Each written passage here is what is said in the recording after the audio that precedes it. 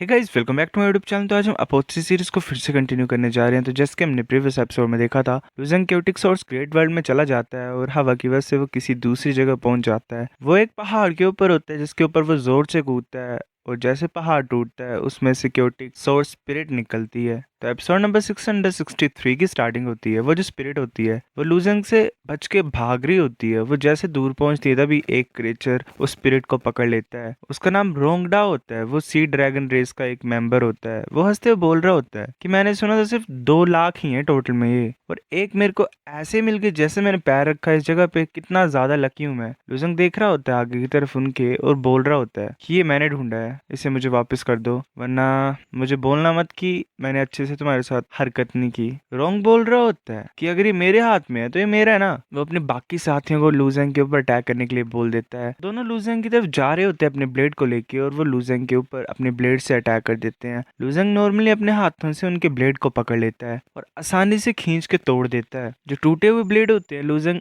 उन्हें ही फेंकता है वापस उन दोनों की तरफ और उन दोनों को वहीं पे खत्म कर देता है। लूजंग सोच रहा होता है कि ये ब्लैक मिस सच में अजीब सी है, ये मुझे स्लो करती जा रही है, मेरी पावर थोड़ी सी कम हो गई यहाँ पे। वो इंसान काफी ज्यादा डर जाता है और वहां से भागने की कोशिश कर रहा होता है। वैसे भागते भागते लूजंग के पास वो स्पिरिट दे देता है क्योंकि वो मरना नहीं चाहता है। जो हवा होती है वो फिर से चलने लग पड़ती है और जो स्पिरिट होती है वो उड़ने लग जाती है। लूजंग जल्दी से जंप मार के उस स्पिरिट को पकड़ लेता है और सोच रहा होता है कि वेल हाथ में आ गई, वरना तो उड़ गई थी। लूजिंग स्पिरिट के साथ उड़ रहा होता है और सोच रहा होता है कि ये जो हवा है एकदम से आ जा रही है और एकदम से चली जा रही है, यानर और बाकियों से मिलना मुश्किल हो जाएगा मेरे लिए। फिर ऐसे में इविल गॉड और जाओ दिखाई देते हैं। जाओ बोल रहा होता है कि मेरा 46,004 नंबर है, मैं तुम्हारे पीछे ही हूँ। इविल गॉड सोच रहा होता है अंदर जाना ये नहीं है कि मुझे क्योटिक सोर्स स्पिरिट ही ढूंढनी है, इसे क्योटिक सोर्स ग्रेट हंट भी बोला जा सकता है। मैं इस इंसान से स्टार्ट करूंगा। हमें जीजोंग दिखाई देता है, एक बेयर रेस का मेंबर जिसका नंबर 45,044 होता है।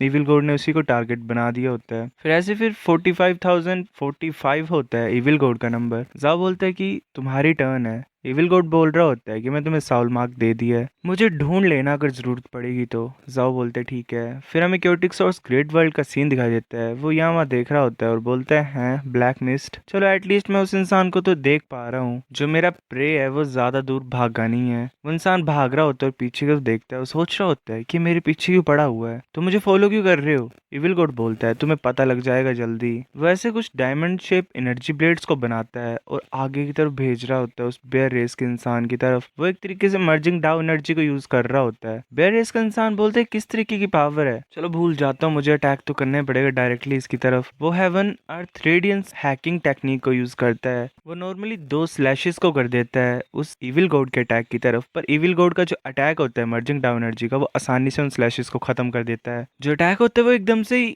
लाइट को प्रोड्यूस करता है। वो इंसान अपनी आंखें भी नहीं खोल पा रहा होता उस लाइट की वजह से। तभी इविल गॉड जल्दी से वहां पहुंच जाता है और बोलता है हंसते हुए कि अपनी आंखों को तुम लड़ाई के दौरान बंद कर रहे हो, कितने बेवकूफ हो तुम। इविल गॉड उसे खत्म ही करने लगा होता है अपने अटैक से। तभी उस इंसान के सर के ऊपर एक एनर्जी बॉल आ जाता है और वो टूटता है पहले। इविल गॉड बोलता है कंसील डिवाइन एबिलिटी। फिर हमें 2 इंसान दिखाई देते हैं एक माउंटेन के ऊपर। एक शैनोंग रेस की मोमो होती है और एक दूसरा इंसान होता है जिसका नाम माउंटेन होता है शायद। मोमो बोल रही होती है ये वही इंसान है जिसने फूशी के साथ लड़ाई की थी अभी थोड़ी देर पहले। इसका साउलोरा तो काफी ज्यादा कमाल का है। माउंटेन बोल रहा होता है कि एक स्ट्रॉन्ग साउलोरा कुछ नहीं होता, अगर हम इसे घेर लेंगे तो फिर देखते हैं हम कि किस तरीके की ये घमंडी हरकतें कर सकता है उस टाइम पे। मुंह बोल रही होती है कि ऐसी बात नहीं है, तुम हेल्प करने के लिए नहीं जा रहे अंकल। जीगोंग जो है वो एक इंपॉर्टेंट डिसिपल है बेयर रेस का। माउंटेन बोल रहा होता है इतनी आसानी से मरेगा नहीं, तो ऐसे क्यों नहीं करते, हम देखते ही हैं कुछ देर और। मुंह बोल रही होती है कि मर्जिंग डाउन एनर्जी है, इस लेवल तक ये मर्ज कर सकता है तो इसका मतलब ये इंसान जरा भी आम नहीं है। माउंटेन बोल रहा होता है इतना स्पेशल क्या मर्जिंग का, मैंने 2000 डाउस को खुद ब खुद भी मर्ज किया ही है। मुंह बोल रही होती है वेल ये एक्सपेक्ट कर सकते हो अंकल मैं तुमसे। माउंटेन बोल रहा होता है कि मर्जिंग इतनी मुश्किल नहीं होती है, सबसे डिफिकल्ट चीज यही होती है कि तुम्हें उसकी असली पावर को अनलॉक करना होता है। मैं यही सोच रहा हूँ कि इसने इस टेक्निक को लर्न कैसे किया। इसने 100 लेयर्स को जोड़ के रखा हुआ है मर्जिंग डाउन एनर्जी की, जिसकी वजह से ये इतनी ज्यादा पावरफुल हो चुकी है कि अदर शो टोकन्स को भी राइवल कर सकती है, मतलब अदर शो टोकन्स के अगेंस्ट में भी टिक सकती है और उन्हें हरा भी सकती है। हमें द्वारा इविल गॉड और जी की फाइट दिखाई देती है। जी बोल रहा होता है कि तुम मेरी कंसील्ड डिवाइन एबिलिटी को नहीं तोड़ सकते हो। इविल कोड बोलता है सच्ची, अगर मैं तुम्हें 100 या फिर 1000 टाइम्स अटैक करूँ तुम्हारे ऊपर तो क्या होगा। तब माउंटेन और म्यू वहां पे पहुंच जाते हैं। मुंह बोल रही होती है वो सेलेस्टियल ग्लेज बैरियर है, एक कंसील्ड डिवाइन एबिलिटी। वो 31st हेवन के अदर शो टोकन से बनी हुई है, तुम इसे तोड़ नहीं सकते हो। इविल कोड पीछे मुड़ के बोलता है तुम क्या चाहते हो, मैं तुम दोनों को भी यहीं पे खत्म कर दूं। मुंह बोल रही होती है तुम मेरे से लड़ना चाहते हो, कुछ ज्यादा लेट हो तुम, क्योंकि विंड द्वारा स्टार्ट हो रही है। इविल कोड ये सुन के हैरान हो जाता है। माउंटेन और मुंह दोनों उड़ रहे होते हैं साथ में, इविल कोड भी हवा में हो जाता है। हमें आधे घंटे के बाद का सीन दिखाया था। इविल कोड अपने आप को कहीं दूसरी जगह पे पाता है और सोच रहा होता है कि मुझे शंटू ने इसके बारे में क्यों नहीं बताया था कि विंड भी आती है, तो एकदम से आगे इसने तो मुझे तैयार भी नहीं होने दिया। फिर वो किसी दूसरी जगह पे पहुंचता है, सोच रहा होता है कि वेल